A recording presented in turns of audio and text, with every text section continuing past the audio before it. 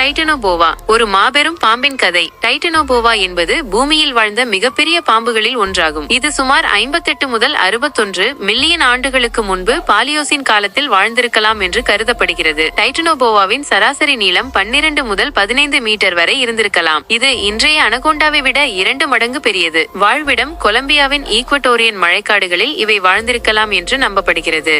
அக்காலத்தில் இந்த பகுதி வெப்பமும் ஈரப்பதமும் மிகுந்திருந்தது.